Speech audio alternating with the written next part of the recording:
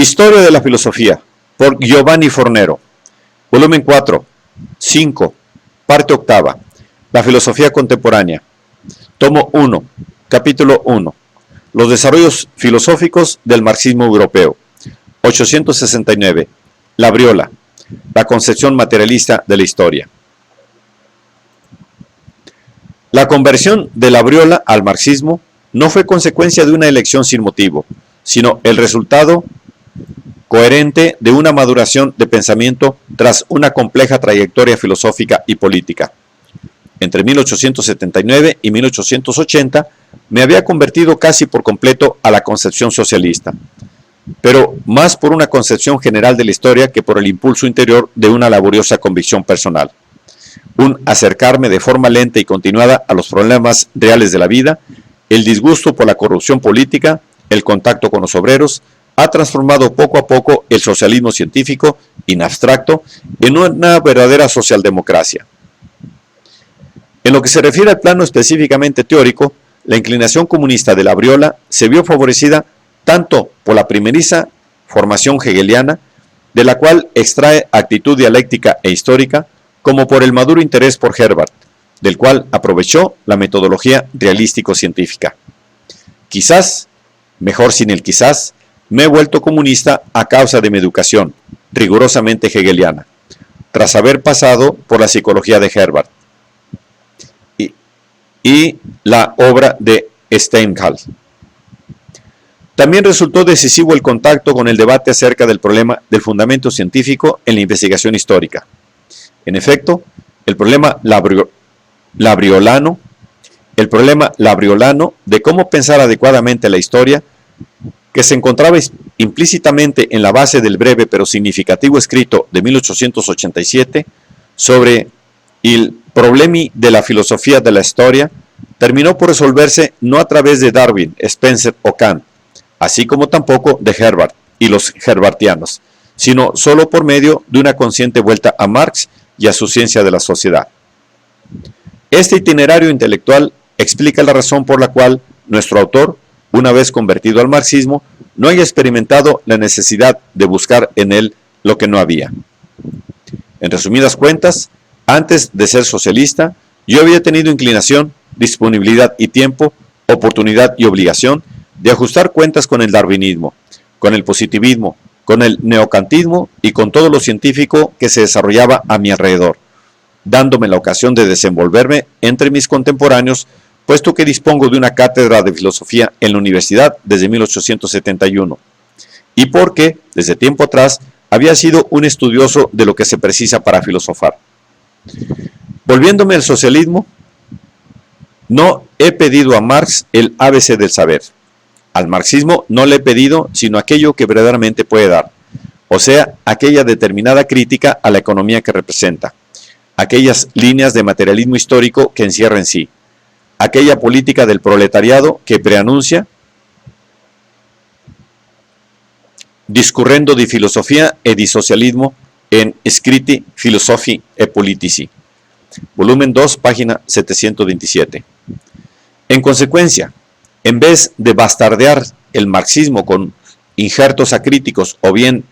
con el trío Darwin-Spencer-Marx, la Briola se esforzó constantemente, y este es quizás el dato más significativo de su obra, en diferenciar con sumo cuidado el pensamiento de Marx y Engels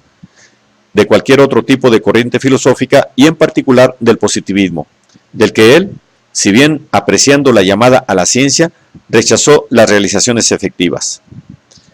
La nueva generación solo conoce a los positivistas, que para mí son los representantes de una degeneración cretina de tipo burgués. En los primeros ensayos, 1895, la Briola intenta demostrar que el manifiesto no es una profecía milenarista y apocalíptica, sino una previsión morfológica y científicamente fundada de algunas estructuras y tendencias objetivas de la sociedad presente. El heroico Fra Dolcino no había surgido de nuevo con el fin de levantar el grito de guerra por la profecía de Giacocino de Fiore. No se celebraba de nuevo en Münster la resurrección del reino de Jerusalén. No más Taburiti o Milenai, no más Fourier, Aquí ya no es una secta que en un acto de religiosa abstención se retrae púdica y tímidamente del mundo para celebrar en cerrado círculo la perfecta idea de comunidad, como entre los frailecillos allá en las colonias socialistas de América. Aquí, en la doctrina del comunismo crítico, es la sociedad entera que en un momento de su proceso general descubre la causa de su mal andar y en un punto sobresaliente de su curva la muestra a sí misma para manifestar su propio movimiento. La previsión que el manifiesto indicaba por primera vez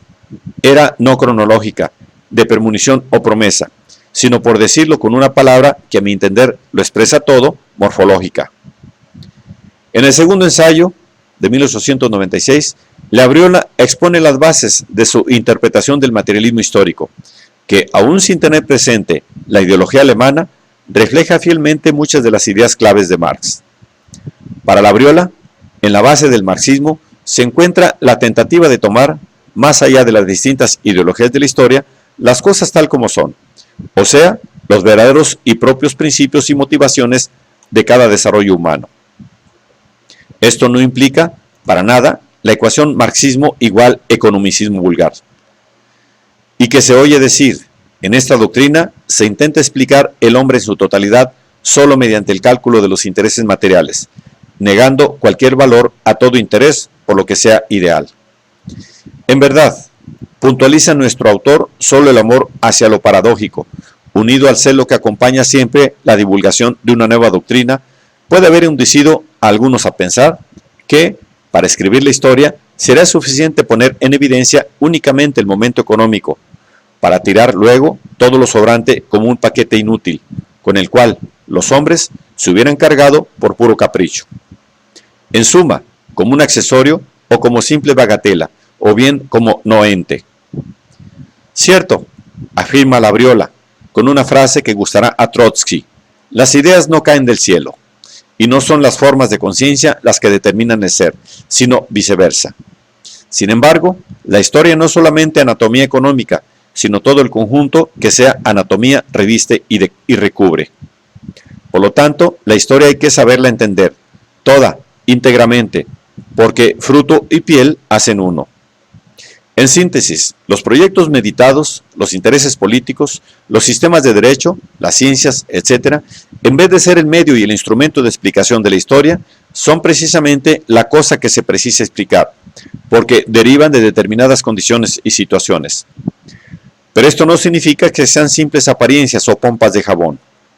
El ser de aquellas cosas sucedidas y derivadas de otras no implica que no sean cosas efectuadas. Tanto es así que han aparecido por siglos a la conciencia no científica y a la conciencia científica a una información como las únicas que verdaderamente han sido. A pesar de que se proponga objetivizar y en cierto sentido naturalizar la historia, el materialismo histórico, a diferencia de las distintas formas de positivismo materialístico y de darwinismo político-social, no pretende, sin embargo, reducir el hombre a naturaleza y animalidad. En efecto, si bien manifiesta un vivo conocimiento del condicionamiento constante que la naturaleza ejerce sobre el hombre, Labriola sostiene que a través del trabajo los individuos dan origen a un ambiente artificial que es su mundo específico. La historia es el hecho del hombre. El hombre desarrolla, o sea, produce a sí mismo. Al mismo tiempo, en contra de cualquier interpretación mecanicista y fatalista del materialismo histórico, Labriola puntualiza que no se trata de descubrir y de determinar el terreno social, para después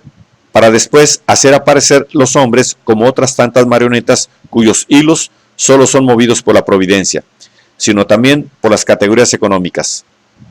Alejado del determinismo mecanicista, el marxismo también lo está de toda forma de voluntarismo idealista, que intenta ignorar la realidad objetiva y sus leyes constantes. En efecto, el socialismo científico no es ya la crítica subjetiva aplicada a las cosas, sino el hallazgo de la autocrítica que está en las cosas mismas. Otra teoría, buscada instintivamente por Labriola, es la de los llamados factores, la cual deriva, a su juicio, de un acto de abstracción gracias al cual las diversas caras de un determinismo complejo social devienen poco a poco liberadas de su cualidad de simples aspectos de un conjunto. A esta semidoctrina Labriola contrapone la óptica dialéctica del materialismo histórico, cuya filosofía implícita es la tendencia crítico-formal al monismo. Obviamente, no a un monismo totalizante que presuma de tener en su mano el esquema universal de todas las cosas, según el esquema de los vulgares evolucionistas y de los repetidores de Hegel, sino a un monismo que signifique consideración unitaria del curso histórico. Enemigo de toda metafísica sistemática de la historia, esto es, de toda concepción de tendencias o diseños, Labriola declara, en fin, que nuestra doctrina no intenta ser la visión intelectual de un gran plano o diseño, sino solamente un método de investigación y de concepción. No es por casualidad que Marx hablaba de su descubrimiento como de un hilo conductor. Y por tal razón, precisamente, es análogo al darwinismo, que también es un método, y no es, ni podrá ser, una repetición modernizada de la construida y constructiva filosofía natural, utilizada por Schelling y compañía. A pesar de estar convencido de que la concepción materialista de la historia expuesta de esta forma, o sea, en la medida de un método e hilo conductor, acabará por penetrar en las mentes como una conquista definitiva del pensamiento. Labriola no cesa de insistir de modo crítico y antidogmático sobre las dificultades conexas a un ingenuo uso científico de la misma. No se trata de creer que el principio unitario de máxima evidencia y transparencia al que hemos llegado en la concepción general de la historia resulte como un talismán, que de un modo continuo y a primera vista fuera un medio infalible para resolver en elementos simples el enorme aparato y complicado engranaje de la sociedad. La estructura económica subyacente que determina todo el resto no es un simple mecanismo del cual surgen, con efectos inmediatos y de forma maquinal y automática, instituciones, leyes, costumbres, pensamientos, sentimientos e ideologías. De aquella estructura subyacente a todo lo demás, el proceso de derivación y mediación es muy complicado, a menudo sutil y tortuoso, no siempre descifrable. El tercer ensayo, de 1898, lo componen una serie de cartas dirigidas a Sorel, en las cuales nuestro autor, como refleja el título, discurre sobre el socialismo y la filosofía. La postura de Labriola frente a la filosofía viene condicionada por modelos positivistas y engelsianos. Efectivamente, él ya no cree en una filosofía autónoma respecto a la ciencia. Tanto es así que, dirigiéndose a Engels, escribe: «Es verdad esto que decís, que la filosofía como un todo en sí está destinada a desaparecer. La filosofía solamente puede subsistir bajo la forma de filosofía científica, representada por Marx y Engels. La perfecta identificación de la filosofía, esto es, del pensamiento críticamente consciente con la materia del saber, esto es, la total eliminación de la diferenciación tradicional entre ciencia y filosofía, es una tendencia de nuestro tiempo, tendencia que, más de una vez, queda como simple desideratum. A esta tendencia se referían algunos, precisamente cuando dicen superada la metafísica, en cualquier sentido, mientras que otros, más exactos, supondrán que la ciencia llegada a la perfección es ya la filosofía reabsorbida. La misma tendencia justifica aquella denominación de filosofía científica, que de otro modo resultaría de un risible barroquismo. Si esta expresión puede tener, alguna vez, una confrontación práctica de probada evidencia, se halla precisamente en el materialismo histórico, como estuvo en el pensamiento y en los escritos de Marx. Allí, la filosofía está tanto en la cosa en sí misma y fundida con ella para que el lector de aquellos escritos pruebe su efecto, como si el filosofar no fuera sino la función misma del proceder científicamente.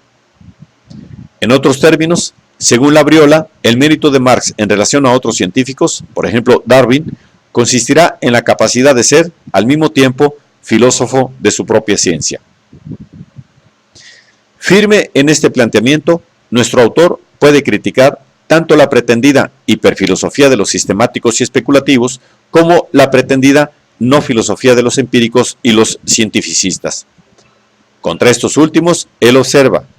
si nosotros podemos confirmar que la ciencia llegada a la perfección es ya la filosofía, nosotros no debemos, con el enunciado de tal postulado, autorizar a nadie a hablar con desprecio de aquello, que en sentido diferenciado llámase filosofía. Como tampoco debemos admitir a todos aquellos científicos que en cualquier grado de desarrollo mental que se detengan, deban ser ya los triunfadores o los herederos de aquella bagatela que fue la filosofía. Y recordando un libro de Richard Wale, que pretendría demostrar que la filosofía habría llegado a su fin, Labriola en una nota comenta: lástima que el libro sea todo de filosofía de una punta a otra. Significa que ella, la filosofía, para negarse a sí misma, debe afirmarse. En cualquier caso, tanto si se habla de filosofía como conciencia formal del acto y del procedimiento del conocer y del pensar, como suma de conocimientos metódicos y formales, como un reflexionar en abstracto sobre los datos y condiciones de la pensabilidad, o como Lebens und Weltanschauung, esto es, concepción general de la vida y del mundo,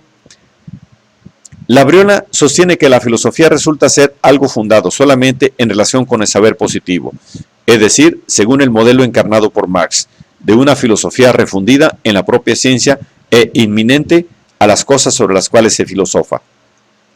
Usando una fórmula destinada a tener notable fortuna, primero en Mondolfo y después en Gramsci, Labriola sintetiza su forma de referirse al marxismo afirmando que el meollo del materialismo histórico se encuentra en una filosofía de la praxis,